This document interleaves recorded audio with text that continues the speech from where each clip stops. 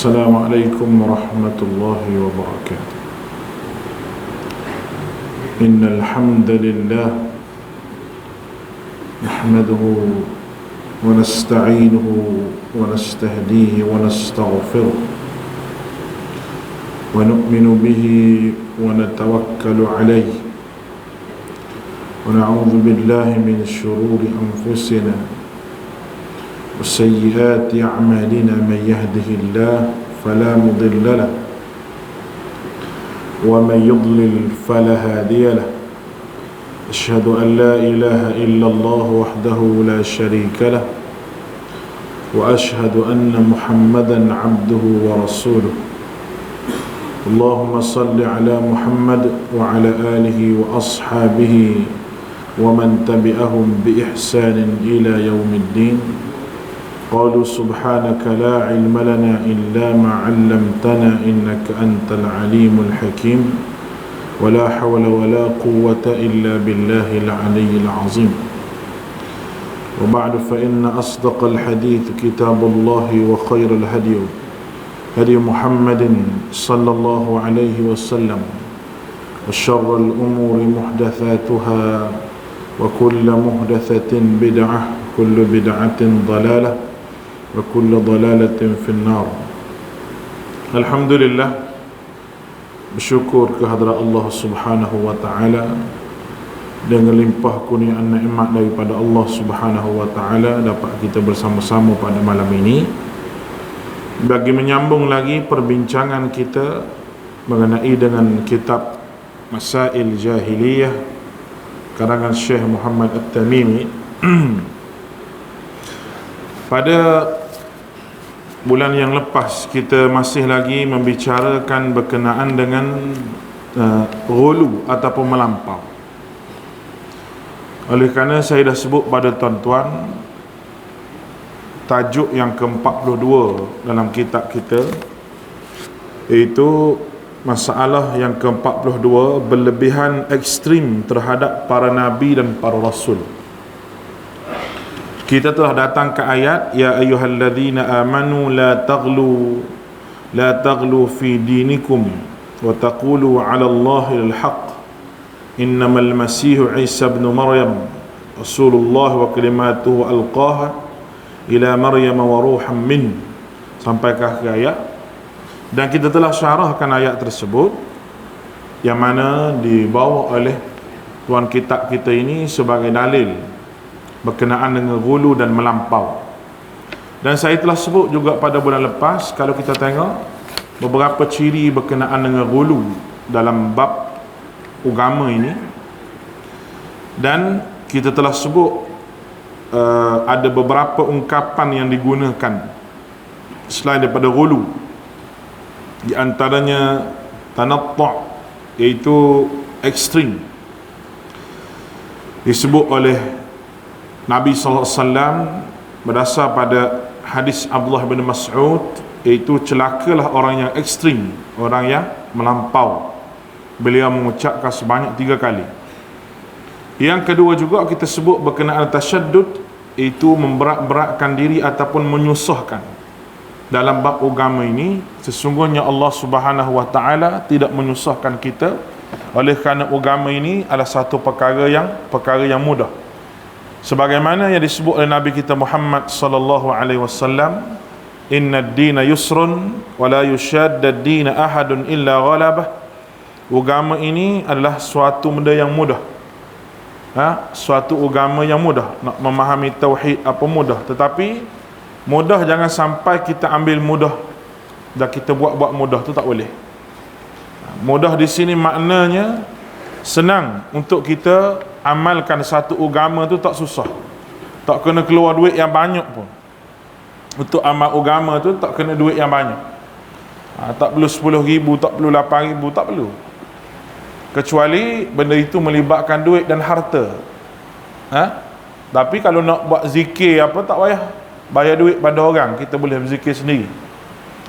Agama ini satu benda yang mudah. Yang ketiga kita sebut ada itu, dia panggil i'tida ataupun melampau ketentuan syariat. Melampau dalam masalah ketentuan syariat. Syariat Allah Subhanahu Wa Taala sebut begitu, tetapi kita melampau daripada syariat tersebut. Sebenarnya agama ni menyuruh kita ke arah jalan yang begitu mendekatkan diri pada Allah Subhanahu Wa Taala. Bukan sekali-kali agama ni menyuruh kita menjadi seorang yang melampau. Baik, yang keempat kita telah sebut itu takalluf. Takalluf ni maknanya memaksa diri. Macam mana? Bersikap takalluf ni, Allah Subhanahu Wa Taala memang memaksa orang beriman supaya mengabdikan diri kepada Allah. Tetapi kita dilarang memaksa diri kita membuat perkara-perkara yang tidak pun disyariatkan oleh Allah Subhanahu Wa Taala. Untuk memayah-mayahkan tak boleh, tak payah, tak perlu. Kerana agama ini saya sebut tadi satu benda yang mudah. Baik, sekarang kita masuk, dan kita telah sebut bahawa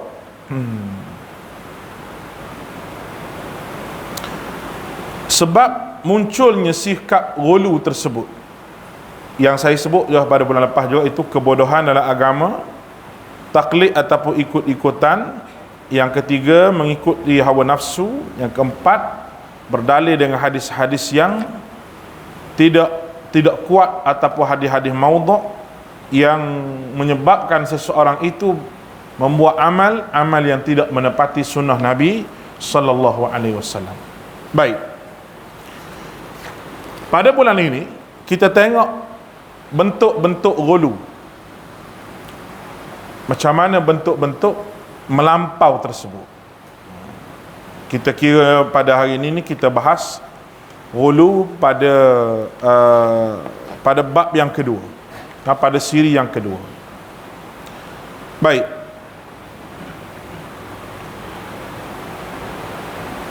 secara induknya ghulu ni ada tiga benda, tiga pokok yang utama. Yang pertamanya dalam keyakinan, yang kita sebut i'tiqad.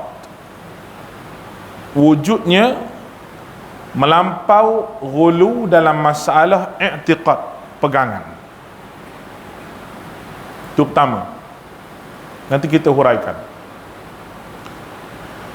Yang kedua, ghulu dalam masalah perkataan, melampau di dalam masalah perkataan. Itu yang kedua. Dan yang ketiga, ghulu dalam masalah perbuatan. Ghulu dalam masalah perbuatan. Baik, nanti ketah ni nanti saya suruh tuan-tuan photostat, tuan-tuan boleh bagilah sebagai panduan dalam masalah ghulu. Yang pertama, ghulu dalam masalah keyakinan. Ghulu dalam masalah i'tiqad, keyakinan ini berlebih-lebihan terhadap para malaikat, nabi dan orang saleh, sehingga meletakkan kuasa mereka itu sama taraf dengan Tuhan. Baik, orang mukmin, kita semua ni orang mukmin yakin kepada adanya malaikat. Pertama, yakin bahawa nabi-nabi ini membawa mukjizat. Ada mukjizat nabi-nabi ini, dan yakin juga dengan ajaran nabi.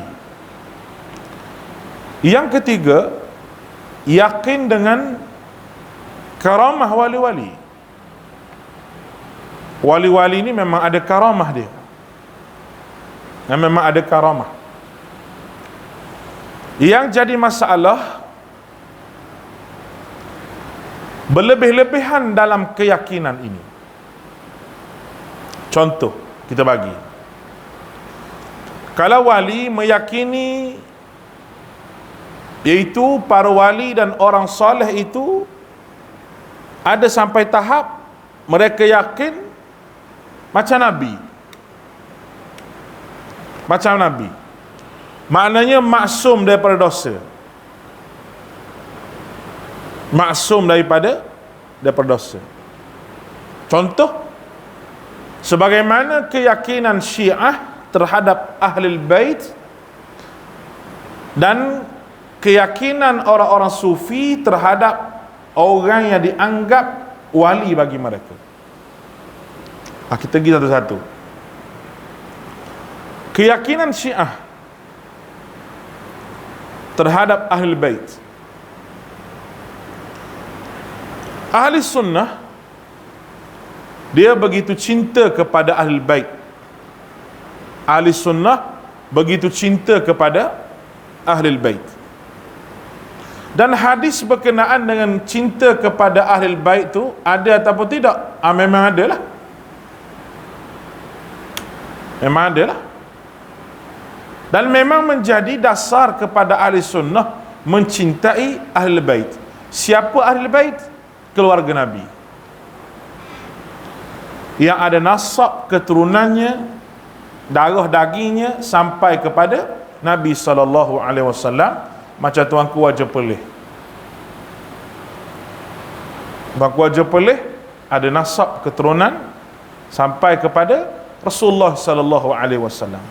Sebab tu nasab dia adalah Jamalul Lail. Siapa dia bagi tahu? Kita tahu daripada mana? Dia ada. Orang panggil piagam keluarga Ahlul Bait tu, dia ada. Tuk kawan ni, tuk kawan tu sampai di mana? Memang ada lah. Nasab yang sah. Sama juga dengan Raja Jordan. Apa kelebihan keluarga Nabi ni? Kalau keluarga Nabi yang mengikut sunnah Nabi dan mempertahankan sunnah Nabi, maka ada kelebihan dia. Yang pertama, keluarga Nabi. Yang kedua, bawa ajaran Nabi. Dua kelebihan dia dapat. Wajib tak kita sayang ke dia? Memang kita sayang, sebab dia keluarga Nabi. Sebagaimana sayangnya kita kepada Duli Yang Maha Mulia Tuanku Sultan. Dia bukan sahaja mempertahankan sunnah di Perlis ni, tapi apabila orang bercakap lebih kurang berkenaan dengan Perlis ni, dia marah. Saya bukan mengampu raja ni. Tapi nak sebutnya itu kenyataan yang berlaku. Takut-takut tuan-tuan kata saya mengampu pula. Bukan mengampu. Kita puji benda yang patut dipuji. Ahlul Bait. Jadi kalau kita bercakap dalam konteks negeri Perlis ni, orang-orang yang duduk, tak kira lah, kumpulan-kumpulan yang mengaku dia cinta pada Nabi sehingga kena pakai slipper, junjung slipper Nabi. Kenapa dia tak ikut aturan Tuanku Raja Perlis sebagai Ahlul Bait yang menetapkan garis panduan kepada masjid kalau dia betul-betul cinta pada Ahlul Bait? Kenapa perlu lawan? Boleh faham ni? Maka cinta dia tu bohong, dusta. Kalau ikut, bermakna dia ikut Ahlul Bait yang menjadi pemerintah Ahlul Bait. Kalau nak cakap berkenaan dengan Ahlul Bait. Tetapi lain dengan Syiah. Lain dengan Syiah. Syiah meletakkan Ahlul Bait ini tidak ada dosa. Itu gulu dia dan melampau dia. Dia puja Ahlul Bait, dia sayang pada Ahlul Bait, sama macam kita sayang, tapi kita tidak memuja Ahlul Bait. Dan kita tidak menghormati lebih pada Ahlul Bait, lebih pada Nabi SAW. Dah. Itu yang berlaku, yang kita tak faham, yang orang semua tak faham. Kalau orang mengaji, dia faham. Contoh, kalau kita tengok dalam video YouTube di Indonesia sebagainya, banyak di Indonesia lah yang mengaku diri dia ni Ahlul Bait, keluarga Nabi. Seolah-olah marinya keluarga Nabi lah satu majlis macam kita ni, berkat semua sekali, jadi berkat semua sekali. Sedangkan keberkatan itu milik Allah. Kalau dia ikut sunnah Nabi, berkatlah dia sebagai keluarga Nabi. Tapi kalau dia lawan Nabi, ahli keluarga Nabi ada juga yang lawan Nabi. Ahli keluarga Nabi ada juga yang lawan Nabi. Bahkan orang yang hebat melawan Nabi juga adalah ahli keluarga Nabi. Baik. Melampaunya Syiah Rafidah, Syiah ni dalam bab Ahlul-Bait, sehingga dia mengatakan Abu Talib itu mati dalam keadaan Islam. Sedangkan Abu Talib itu dalam neraka. Dah finnar, dah makna pakai selipar api neraka, selipar pakai kasut neraka ni menggelegak otak dia.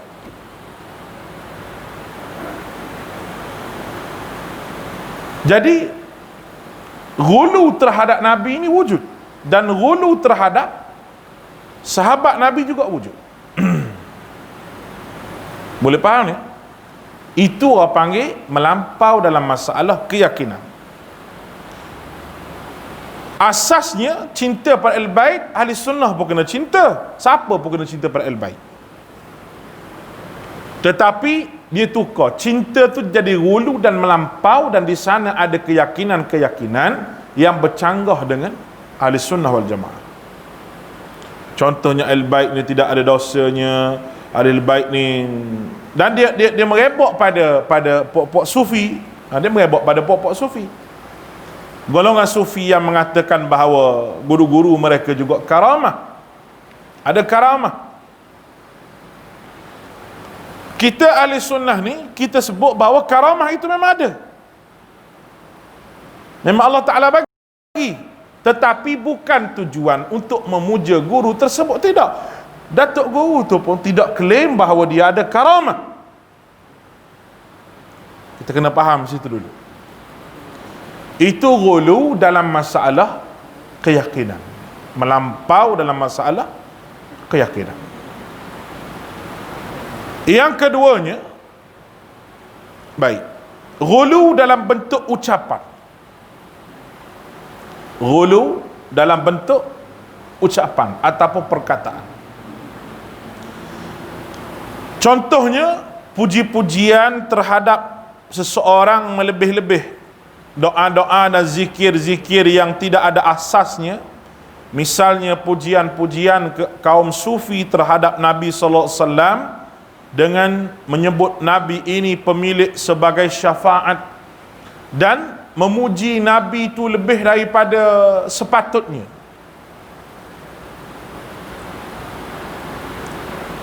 Kalau kita dengar qasidah sekali-sekali, kita rasa macam sedap, sebab dia dialun dengan suara yang okey.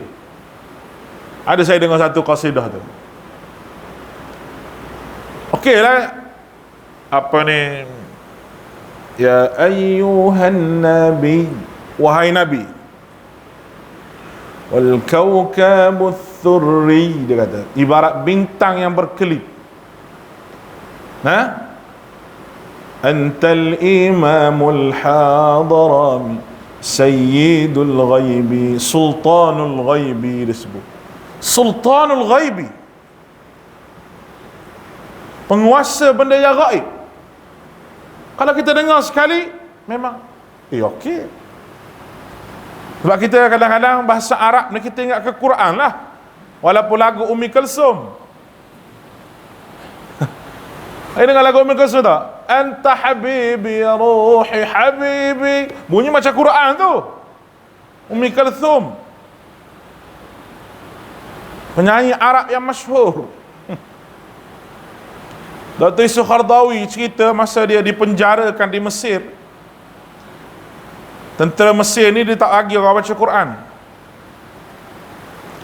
Tak bagi orang baca Quran. Jadi masa tu beruntunglah Qaradawi kata orang yang hafiz, yang hafiz Quran, walaupun dia ada lupa, tapi masa itulah dia, orang panggil dia, perah otak dia untuk ingat Quran. Sebab Quran tak boleh baca masa tu, baca apa yang ingat lah. Dia nak bagi kacau kita punya ingatan Quran ni, kata Datuk Qardawi, dia pasang lagu Ummi Kulthum. Dalam penjara tu dia pasang kuat-kuat. Supaya orang semayang terganggu, orang berzikir terganggu, orang berdoa terganggu. Itu jahatnya tentera Mesir pada tu. Zaman dia. Zaman Jamal Abdul Nasir ke Anwar Sadat pada ketika itu. Boleh buka balik sejarah yang disebut oleh Dr. Yusuf Qardawi, dia cerita bagaimana dia dalam penjara. Saya nak sebut tadi, orang kita bunyi Arab, okey. Sedangkan dia sebut antal imamul hadra, sultanul ghaibi, sultanul ghaibi. Itu masalah. Sultanul ghaibi, penguasa alam ghaib. Sedangkan walillahil ghaib, kepunyaan Allah lah yang ghaib. As-samawat wal ardu, langit dan bumi. Allahu a'lamul ghaiba, Allah Ta'ala sebut, aku yang mengetahui benda ghaib. Itu benda nampak spontan, tapi itu adalah salah satu daripada pujian golongan-golongan yang disebut sebagai sufi. Dia puji syekh dia macam-macam. Lagi dia puji apa lagi? Kalau dalam lagu qasidah tu kita dengar macam-macam lagi. Syekh Abdul Qadir Al-Jailani Habibin Nabi disebut. Abdul Qadir Al-Jailani, kekasih Nabi. Tu dia puji syekh dia, tapi dia letak kekasih Nabi. Nabi sebut Abu Bakar kekasih dia. Maknanya orang yang paling dia sayang. Nampak ni, sahabat lain dia sayang juga. Tapi dia sayang sangat ke syekh dia, ada letak macam-macam. Tu di antara qasidah-qasidah yang dialunkan. Bukan, minta maaf saya sebut ni live, saya bukan anti qasidah, dan kita tidak anti kepada qasidah, tidak. Ada qasidah-qasidah memuji Nabi, ada yang baik-baik dialunkan oleh Masyari. Contoh Syekh Masyari daripada Kuwait, asalnya penyanyi, sempat hafal Quran 2 tahun jadi imam. Mustafa Mustafa memba'u fis safa sayyidul anbiya. Tu qasidah juga, tapi okey. Puji Nabi dengan Mustafa Mustafa. Salah satu daripada pujian orang yang terpuji, orang yang terpuji. Panjang lagi lah qasidah dia tu. Saya tak boleh qasidah lah, tak boleh cari makan Masyari. Tak, tu dia bergurau je. Tapi nak sebutnya, ada benda yang kita terima. Kadang-kadang orang Arab ni dia memang begitu, dia hidup dengan qasidah pujian, tapi tak boleh melampau. Sebelum harinya pujian-pujian yang melampau yang dialunkan oleh golongan-golongan yang disebut sebagai sufi ni, ada dah pujian-pujian melampau yang dipuji oleh orang Arab tu sendiri dalam syair dia. Kalau orang belajar arud khawafi dalam bab bahasa Arab ni, dia akan belajar syair, nak puji orang, nak kata orang dalam bentuk perkataan-perkataan yang halus, tetapi orang panggil makan dalam, orang panggil. Kerana itu adalah budaya orang Arab. Lepas daripada mereka melontar pada musim haji, mereka akan buat pertandingan syair, pertandingan berqasidah, baca syair. Syair yang paling sedap akan digantung di Baitullah. Itu sejarah. Hasan bin Sabit, seorang yang pakar dalam bidang bahasa, dia tulis qasidah memuji Nabi SAW. Dan Nabi tidak mahu kerana pujian itu tidak melampau, tidak ghulu.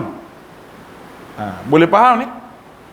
Jadi kena bezakan. Lalu oleh kerana zaman sekarang ini, zaman yang kita kata qasidah yang banyak perkataan melampau, kita tak payah dengar. Dan tidak payah suruh anak-anak murid kita ke, anak-anak buah kita ke, siapakah hafal, tak payah. Tak payah. Kita rasa bahawa kita dengar tu lebih baik daripada lagu dandut, lagu rock. Yang kadang-kadang lagu rock tu, minta maaf, lagu rock, lagu dandut tu kadang-kadang tidak membawa kepada akidah perkataan dia tu. Nah, perkataan dia kadang tak membawa pada akidah. Tapi qasidah yang kita anggap bunyi Arab, bunyi agama ni membawa kepada akidah yang kacau, yang tak betul. Ini benda yang minta tolong tuan-tuan semua ambil perhatian. Itu ghulu dalam bab perkataan. Di sana juga terdapat zikir-zikir yang direka-reka oleh golongan, kita panggil golongan yang nak mendekatkan diri kepada Allah. Tetapi mereka zikir yang tidak ada nas dan tidak ada asasnya. Dan klaim bahawa dia klaim pula, dia kata ni perkataan Al-Imam Syafi'i, perkataan Rabi'ah Al-Adawiyah, dia klaim dengan orang-orang yang alim, orang-orang yang jiwa ketuhanan. Betul ke tak betul, dia tak cari dalil. Contohnya, ilahi lastul firdausi ahla wala aqwa'nal jahim. Ya Allah, aku tak layak nak masuk syurgamu, tapi nak masuk neraka-Mu, ya Allah, rasa azab. Dan nak duduk di mana? Tapi benda tu dia klaim, dia kata bahawa ni perkataan Al-Imam Syafi'i. Apa salahnya kita ambil tu hak Nabi? Nah, kita ambil tu hak Nabi. Kita ambil hak Nabi tu. Iaitu Sayyidul Istighfar. Allahumma anta rabbi, la ilaha illa anta khalaqtani wa ana abduka wa ana ala ahdika wa ahdika mastata'tu. A'udzu bika min syarri ma sana'tu, abu'u laka bi ni'matika 'alayya wa abu'u bi dhanbi faghfir li fa innahu la yaghfiru dzunuba illa anta. Apa dia tu? Sayyidul Istighfar, penghulu segala istighfar. Kita do istighfar, astaghfirullah wa atubu ilaih, astaghfirullah alladzi la ilaha illah wal hayyul qayyum wa atubu ilaih. Macam-macam lafaz. Astaghfirullahal azim pun ada, berdasar pada hadis-hadis Nabi. Tapi yang ni adalah Sayyidul Istighfar, penghulu kepada istighfar. Allahumma anta rabbi, ya Allah, kamu Tuhan aku. La ilaha illa anta, tidak ada Tuhan melainkan kamu. Khalaqtani, yang menciptakan aku. Di dalam tu cukup pujian ada, pengakuan ada. Wa ana abduk, itu pengakuan. Ada permintaan faghfirli, ampunlah dosa aku. Kenapa tak pakai hak tu? Kalau nak buat lagu, kenapa tak buat lagu tu? Nah, Allahumma anta rabbi, la ilaha illa anta khalaqtani wa ana abduk. Kenapa tak berzikir hak tu? Kenapa lah hasbi rabbi jalla Allah? Mari di mana? Kalau aku kata begitu, kata Wahabi. Dia kata Wahabi memang tak suka berzikir. Bukan masalah tak suka berzikir, masalah zikir itu tidak sunnah. Ambil sunnah lah, buat lagu juga kalau nak berlagu. Masalah lah bro. Nah, kita bercakap style orang muda sikit dah. Problem sungguh. Ni problem besar lah. Bukan kita tak mau zikir, tapi ambil hak Nabi lah untuk berzikir. Bismillah.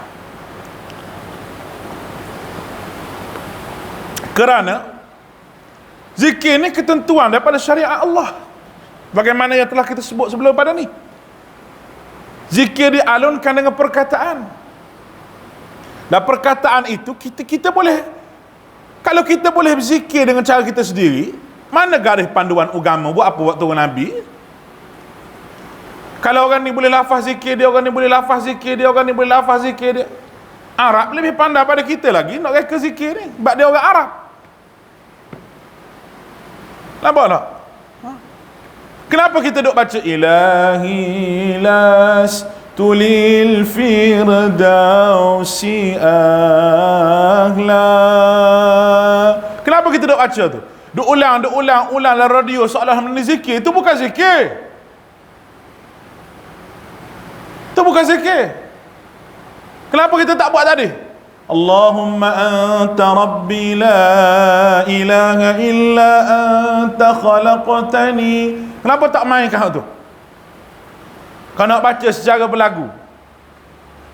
Ini ada something orang panggil, ada benda. Ada orang yang duduk belakang tu, orang yang tidak mahu membawa manusia ke arah sunnah, tapi nak membawa manusia kepada zikir-zikir dan perkataan-perkataan yang disebutkan bukan daripada hadis Nabi sallallahu alaihi wasallam. Boleh faham tu? Mudah yang benda tu. Kenapa tak sebut asbi rabbi jallallah semua tu? Kenapa tak sebut subhanallah bihamdi subhanallahil azim, subhanallah bihamdi subhanallahil azim? Yang disebut oleh Nabi SAW sendiri, kalimatan khafifatan.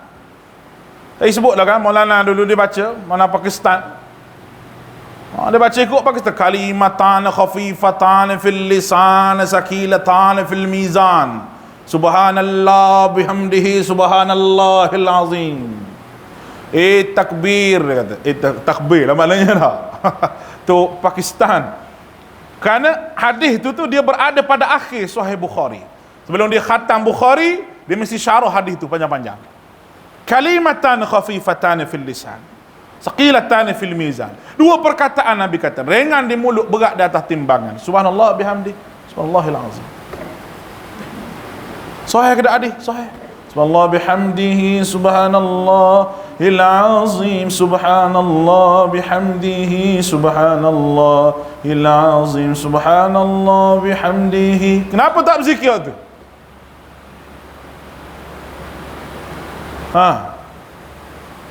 Bermakna orang yang nak pelari orang daripada sunnah Nabi tu setiap zaman tu ada.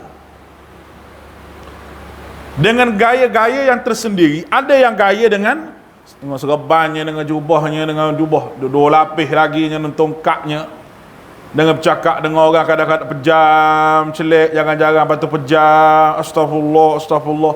Kata-kata Tok Wali dah ni. Nampak ni? Tok Wali dah ni. Padahal dia cari makan.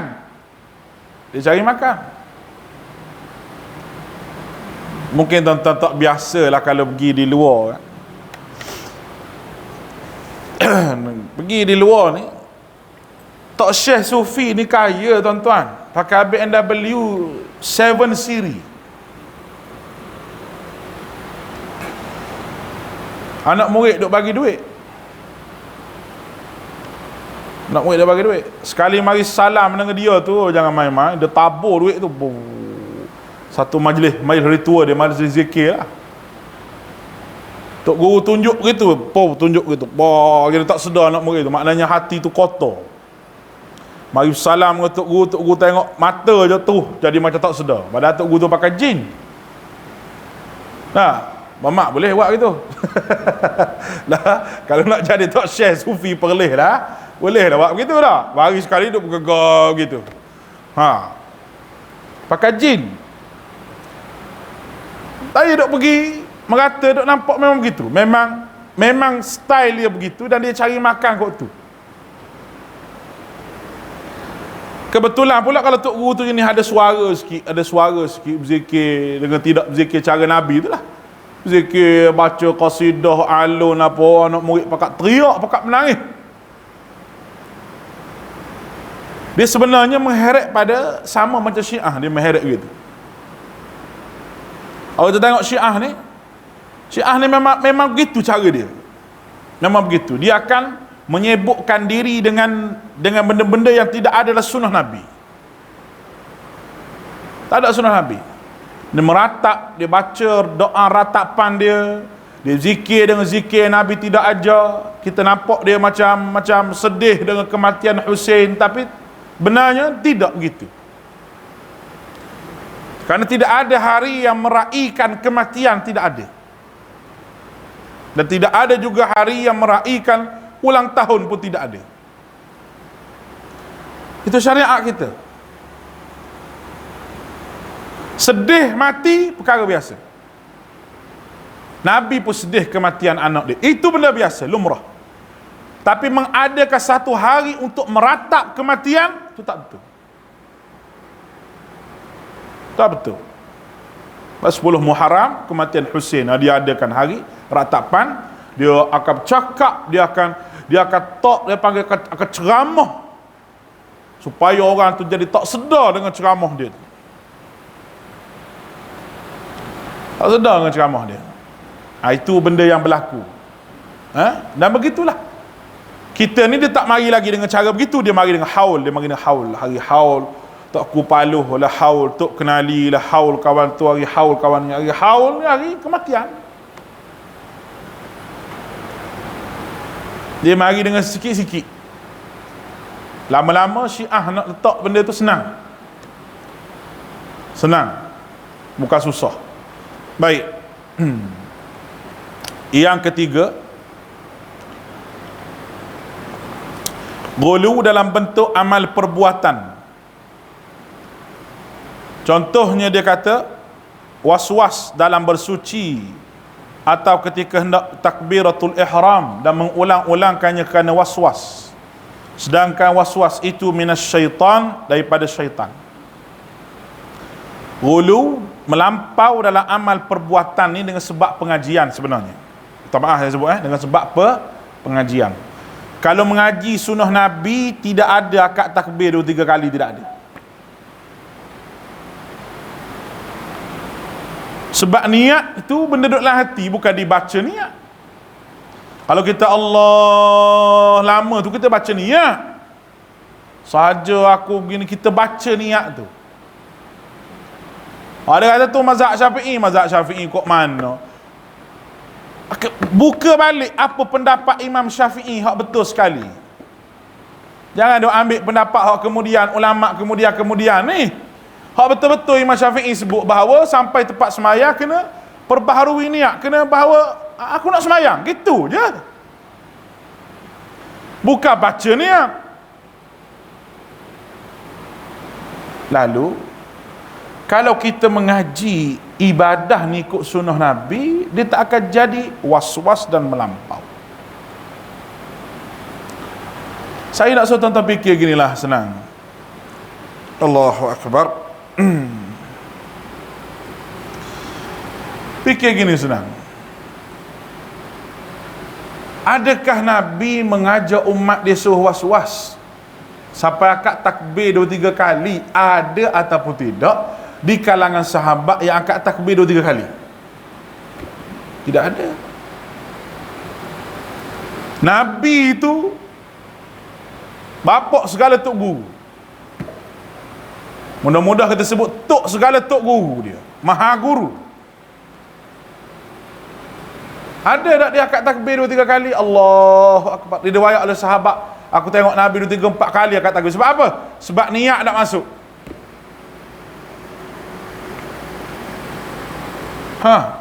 Bermakna apa yang kita belajar tu bukan daripada sunnah Nabi.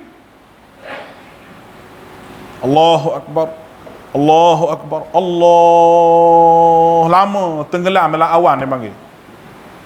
Sedar-sedar bar, baru masuk sungguh. Duduk sujud, bismillah.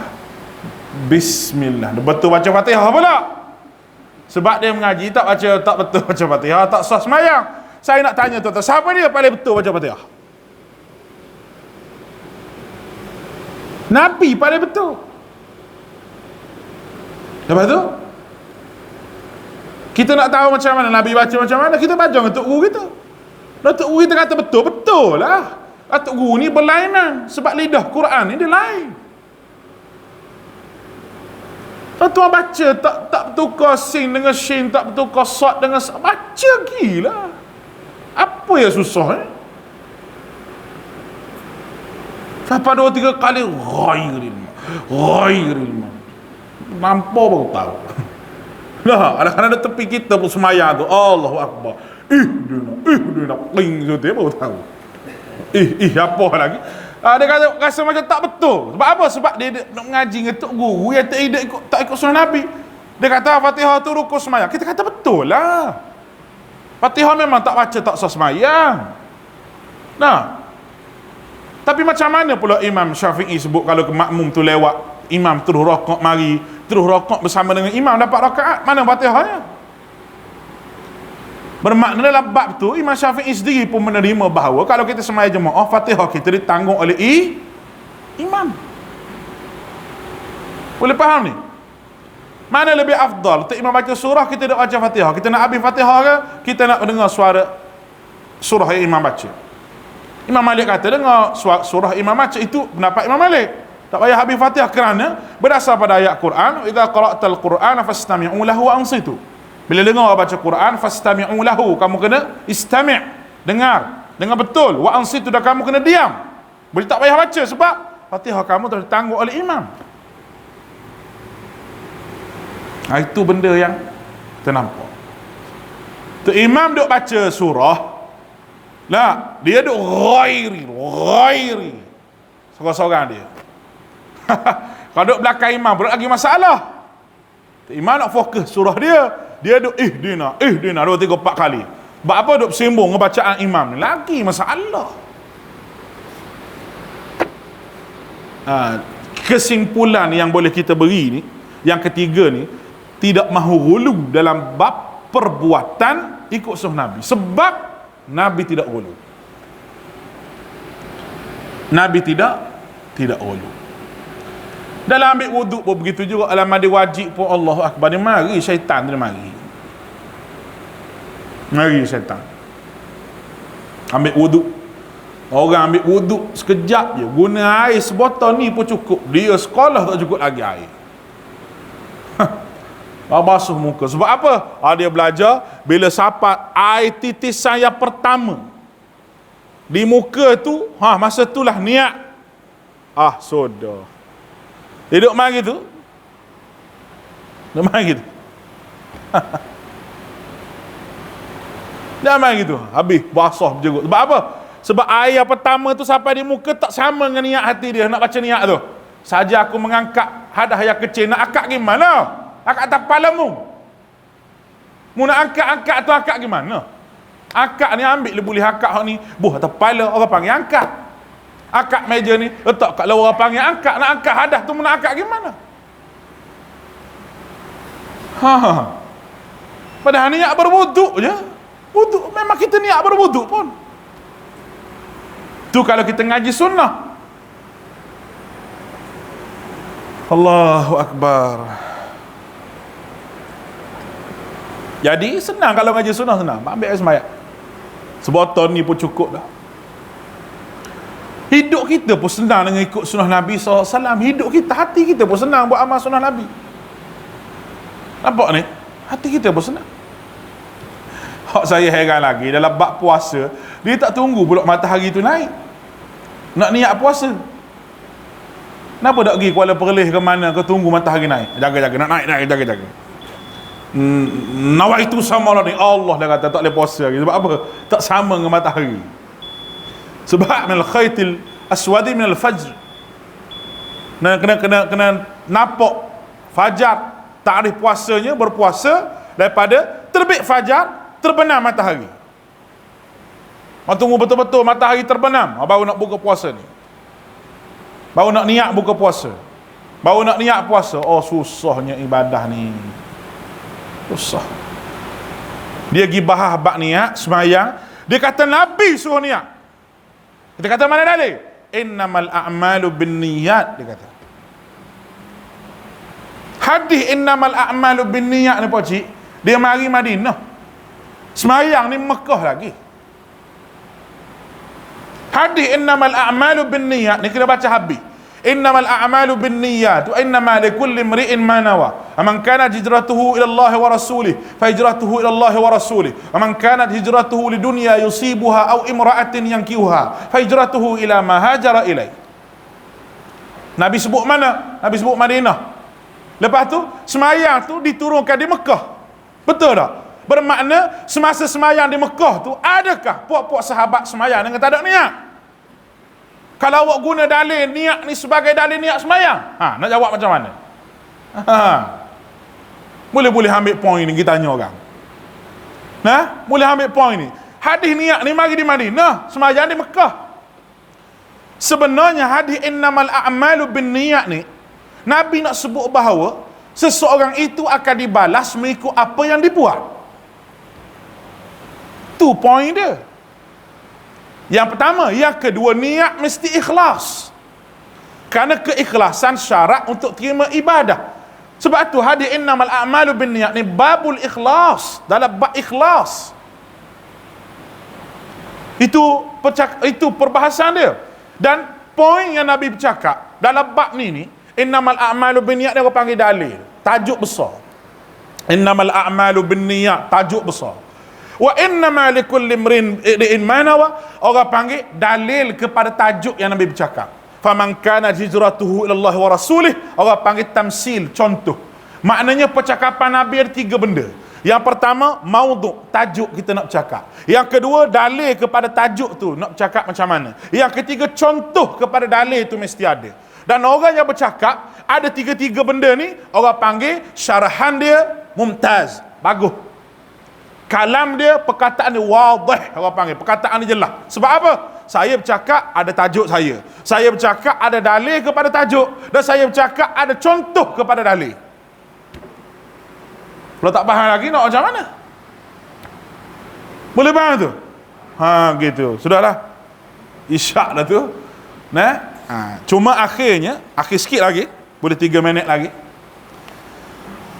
Allahu Akbar. Akhirnya, perbezaan di antara ghulu dan istiqamah. Dia berbeza.